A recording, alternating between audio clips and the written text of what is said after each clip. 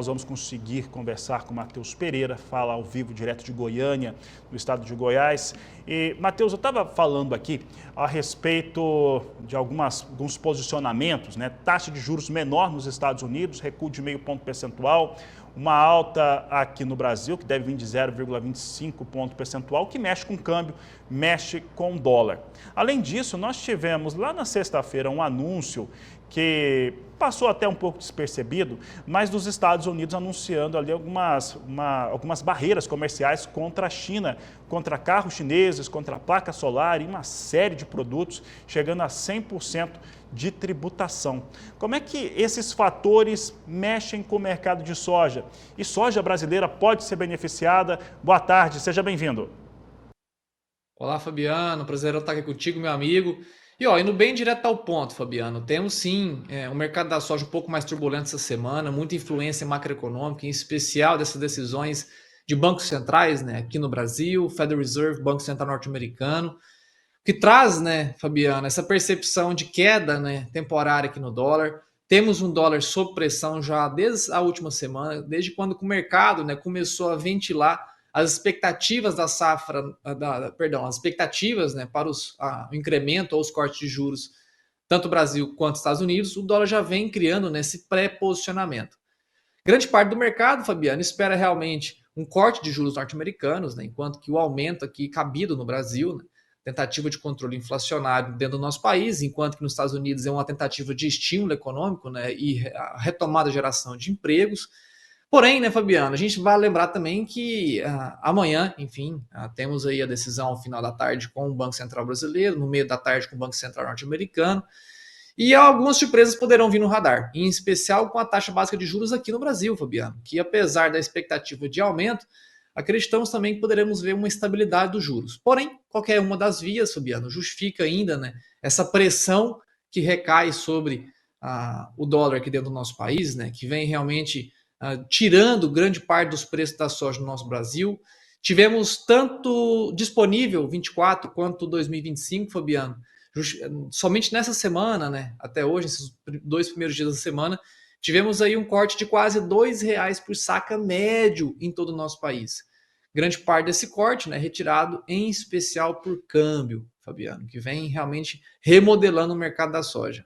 Na questão Ásia e norte-americanos, né, temos sim esse conflito se intensificando, Fabiano. Vale lembrar que esse conflito se iniciou, né, recentemente, retomou, né, o auge das atenções com o Canadá. O Canadá foi o progenitor do projeto de lei, né, que começasse a aumentar as barreiras tarifárias para importação, né, em especial de veículos chineses, né, fabricados em massa, com baixo custo de fabricação, que vem superlotando, né, realmente a cadeia de exportação em direção a todas as Américas, Norte e Sul. O Brasil também se inclui nisso, né? No Brasil hoje também é muito mais fácil encontrar carros chineses em circulação. Começou com o Canadá, respingou nos Estados Unidos e hoje existe, né, realmente esse conflito comercial voltando à tona no assunto Ásia e América do Norte. O que é, sim, Fabiano, favorável ao longo prazo à comercialização do produto brasileiro, né? Desde 2018 e 2019, Fabiano, os chineses vêm aqui no Brasil, compram o que é possível.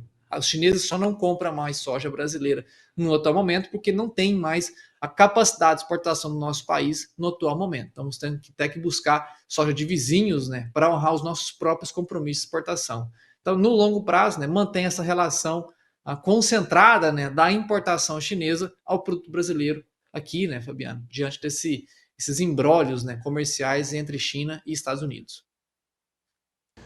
Matheus, um dos fatores que nos chama a atenção quando a gente olha esse cenário é em relação ao produto brasileiro, demanda chinesa, né? Nós tivemos um relatório semana passada que talvez ele tenha sido neutro, né? Não tem ali um grande posicionamento, mas ele tem uma questão ali que eu vejo em relação à China, e quando a gente vê o que eles compraram de soja já americana, e que eles vão entrar agora em série de feriados, até chegar no próximo ano, quando eles entram em Ano Novo Chinês, que é um feriado também prolongado, aparentemente a China conseguiu fazer aquisições com preços mais baixos né? Normalmente compra bem, tanto de soja americana, talvez soja brasileira também neste período. Como é que o mercado se acerta em relação a esse comportamento do principal demandador global?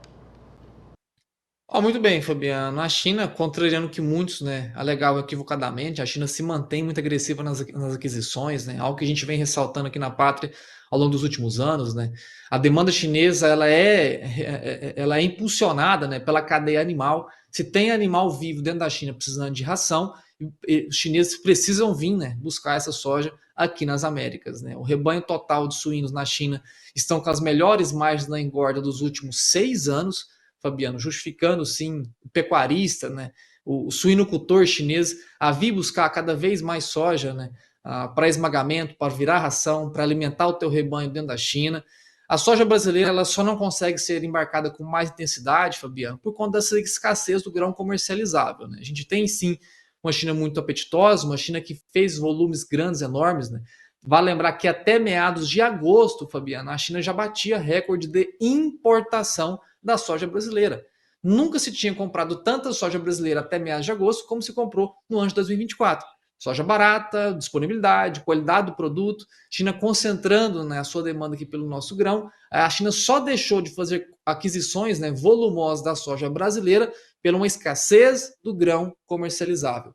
Estamos no exato momento, Fabiana, onde que os chineses, né, só conseguem fazer novas grandes originações para entrega e embarque em 2024 da soja norte-americana, né? O que não é tradicional. Muitos alegam, né, equivocadamente, por falta do conhecimento técnico, que tradicionalmente os chineses viriam já buscar a soja norte-americana, só que já desde 2018 19, na progênese, né, do conflito comercial que foi desengatilhado por Trump, do lado dos Estados Unidos, e Xi Jinping, do lado chinês, né, os chineses se mantêm, né, num volume mais equalizado das importações brasileiras ao longo de todo o ano. Foi o que foi observado no ano passado. Nessa época do ano, né, em 2023, já era para o Brasil estar desacelerando as exportações da soja em direção à China e estávamos em plena aceleração de exportação. Então, nesse ano, né, os chineses só não vêm com mais apetite ao nosso produto porque já está faltando, né, grão comercializável. A soja não deixou de existir. Tá? Todos estão nos assistindo, talvez aqueles que distorcem um pouco a realidade, não deixou de existir soja no Brasil. Só que grande parte da oferta hoje disponível está não comercializável. São aqueles produtores que já se planejam carregar por mais alguns meses, não estão susceptíveis às vendas nos atuais patamares de preço, ou seja, restringindo o mercado interno e colocando, né, a demanda para países vizinhos, Fabiano. Matheus, agora falando especificamente da produção brasileira, eu tenho visto alguns números, alguns dados. Eu vou destacar o último que foi apresentado, que foi na noite de sexta-feira. A ProSoja do Mato Grosso do Sul, ela trouxe um dado interessante. O primeiro dele, para a safra 24 e 25, é uma redução no custo de produção por hectare. Ela estimou em sacas esse custo de produção no Mato Grosso do Sul em 49 sacas. Já a produtividade média esperada no estado de Mato Grosso do Sul, ela fica abaixo de 52, 51,9 sacas por hectare. Não dá 52 redondo aqui, pelo menos nessas expectativas iniciais. A pergunta que eu te faço é em relação às dificuldades desse produtor. Em reais, a gente até enxerga, né, de acordo com os levantamentos, usando como exemplo, mas é algo que aconteceu no Mato Grosso, já em levantamento do IMEA, entre outros estados, mas a gente vê uma redução financeira em relação a esse custo, mas no campo não. Em bolsas de soja, em sacas de soja, ele continua muito pesado. E aí isso impacta diretamente o arrendatário. Aparentemente o cenário fica inviável, já estava, mas agora ficou completamente inviável. Como é que você avalia esse momento em relação à safra brasileira na sua comercialização e produção? Exatamente, Biana. Temos sim, né, alguns insumos, sempre vale ressaltar, né, para aqueles que ficam tentando levantar a bandeira que a safra 24/25 está mais barata, talvez se apoiando, né, em alguns insumos, talvez os principais, como fertilizantes, que caíram sim. KCl caiu cerca de 35% até meados de fevereiro, março desse ano. Tínhamos também, né, fosfatados, que caíram cerca de 15 a 20% em relação ao ano passado. Porém, sementes, preços semelhantes que foram observados no ano passado, fungicidas, preços semelhantes que foram observados no ano passado. Então, nem toda a carga de insumo colocada em campo na safra 24/25 sofreu reduções de preço. enquanto que a receita projetada, né, Fabiano, passou por deterioração, agora entra no mercado um pouco mais estabilizado, porém é uma receita, né, que, como você já bem ressaltou, os dados não mentem.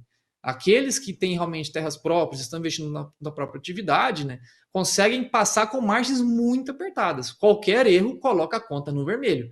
Agora, o arrendatário, a vasta maioria do país, quase que 60% de toda a área cultivada no nosso Brasil é responsável por arrendatários.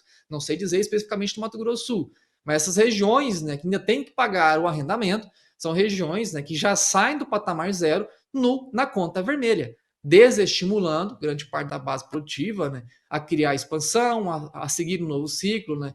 Veremos em alguns estados, como é o caso dos estados do Centro-Oeste, estados mais consolidados, a dificuldade da expansão, pelo contrário, algumas regiões até contraindo área semeada de verão de soja aqui no Brasil. As regiões, né, de expansão agrícola, como é o caso do Pará, como é o caso do Tocantins, algumas regiões do Piauí, Maranhão, ainda são regiões que está abrindo muita área, não vou dizer muita, né, mas reduziu em relação ao ano passado, porém ainda vai continuar abrindo esse ano, né, já está nesse processo de abertura, porém nessas regiões mais consolidadas, que é onde se concentra, né, cerca de 85%, quase 90% da produção nacional de soja, é uma região que passa por uma base produtiva enforcada por margens, Fabiano, e que, desculpe o palavreado, mas muito urubu na carniça. É muita gente agora que cria-se cada vez mais, né, espanto, cada vez mais medo ao mercado, criando, distorcendo informações básicas, né, para criar cada vez mais, né, esse susto à base produtiva. A safra 24-25 é uma safra dificultosa, a base produtiva precisa levar com mais cautela, precisa incitar, né, Fabiano, o que a gente chama aqui de instinto de sobrevivência. O 24-25 é um ciclo safra, né, para realmente manter o custo mais enxuto e passar sobre sobrevivência. Não esperamos, infelizmente, 24-25 um ano de margens gordas, muito pelo contrário. Apertadas e, como você bem ressaltou, Fabiano, em alguns casos até na zona negativa, infelizmente. Tá certo, Matheus. Matheus, para encerrar nossa entrevista, nosso bate-papo aqui, comercialização desta safra 24-25 antecipada, ela é lenta também. Como é que você acredita que deve ser a negociação do produtor brasileiro desta safra que ele ainda vai semear? Fabiano, tá aí um grande problema o mercado para 24-25, né, que dificulta ainda mais, né, o planejamento. O produtor, ele tá, e eu sinto isso na pele, né, também sempre ressalto isso por aqui, antes de vestir essa camisa por quase 10 anos de analista de mercado, estudar profundamente esse mercado, construir essa empresa, hoje com quase 30 analistas, né, focados em mercado. Antes disso, fui produtor junto com a família, sou até hoje, né, mas focado muito aqui dentro. Eu sinto a dor, né, do dia a dia dessa base produtiva. Só que, infelizmente, Fabiana, no atual momento, a base produtiva ela vem realmente com a dificuldade, né, na aceleração das vendas 24-25. Hoje, submeter vendas de soja a 110, 105 em algumas regiões, 115 em outras mais regiões mais favorecidas por logística. A gente sabe que, como a gente já ressaltou, quando a composição de custos, né, são vendas que não fecham a conta. Então, realmente, a dificuldade na aceleração das vendas futuras, da comercialização, é um principal problema. Por que disso? Porque sobre uma regularidade climática, estamos vivendo uma neutralidade no Nino 3.4, que apesar do calor e seca por agora, né, pode induzir ainda uma regularidade climática a partir de agora. Regularidade climática proporciona um palco para o desenvolvimento produtivo. Produzir bem na safra 24-25 é o dever de todo mundo. Agora, produzir bem, não ter vendido, chegar na frente com muita soja engasgada na logística brasileira, que é um enorme problema, a gente teria, né, ali uma enorme dificuldade nas novas vendas em 2025. Então, muita atenção àqueles produtores que estão nos escutando, especialmente os sul-mato-grossenses, né, que ainda não estão avançando com as vendas 25. É necessário um planejamento prévio da comercialização, pois deixar de vender agora pode ser ainda pior, né, para vender lá no processo de colheita, né, com muita soja, condicionado sobre uma safra regular, teríamos lá em 2025, Fabiano, uma safra cheia, regular, uma dificuldade logística, dificultando ainda mais o mercado a justificar altas a base produtiva aqui no nosso país. Então, é muito desafio ainda pela frente, Fabiano.